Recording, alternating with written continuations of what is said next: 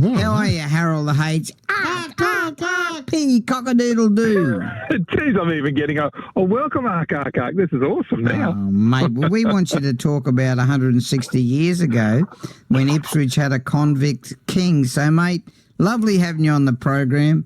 It's about 4 degrees here in Ipswich. What's it like at Kenmore?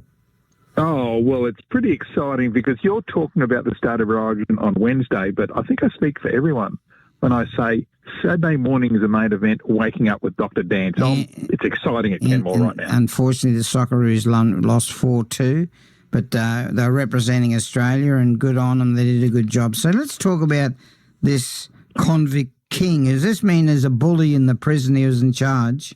No, look, there really was a convict who could genuinely lay claim to be the King of Ipswich. Now, his name was Edward Hartwell. Now, I don't know his crime, but he was convicted at the Liverpool Quarter Sessions in Lancaster, England, and sentenced to 7 years transportation. Wow. Now, he arrived in New South Wales on the 27th of July, 1838, which is 188 years ago this month.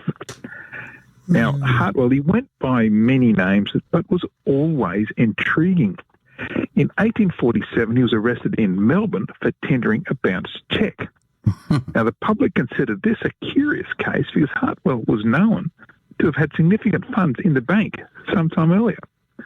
Now, the following year, in 1848, the convict, now known by the fuller name of Edward Thomas Hartwell, Right. he was going up in the world. He was charged in Sydney with forging cheques, and he was committed to jail at his own request. Yeah. And this was apparently so that a wound received during his arrest, and which had become infected, could in fact heal. Now, people also thought this was curious because Hartwell was very respectfully connected with a relation on the surgical staff of the colony. It's just a mystery.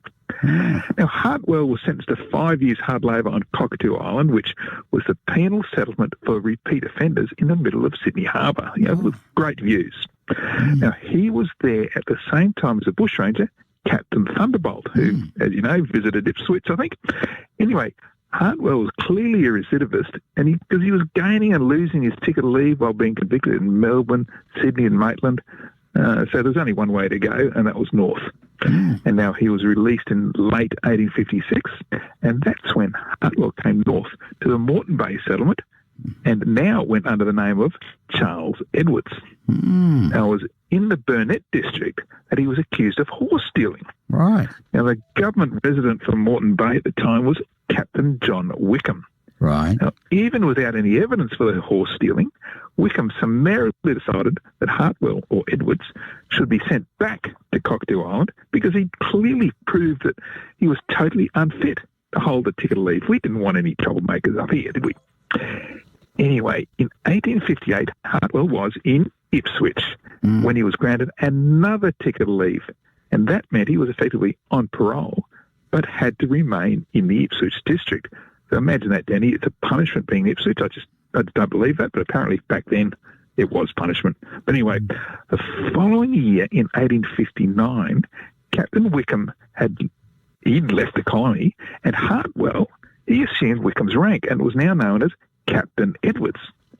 So Hartwell, or Captain Edwards, was again charged with forgery, and he pleaded guilty and was sentenced to another 5 years of penal servitude.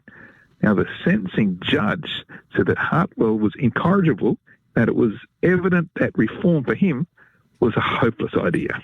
He was beyond redemption. But the presiding judge was someone known to be a superior judge of men. He was none other than the first Supreme Court judge of Queensland, Mr. Justice Alfred Lutwidge. Right.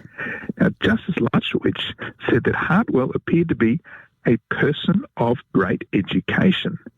And so he listened to every word that Hartwell said in his defence, although clearly disregarded him in the sentencing. Now, throughout Hartwell's curious career as a convict, he always had the air and carriage of a well-born man. Right. As he aged, he was a fine-looking, grey-haired man who people said had the appearance of an individual who had seen better days.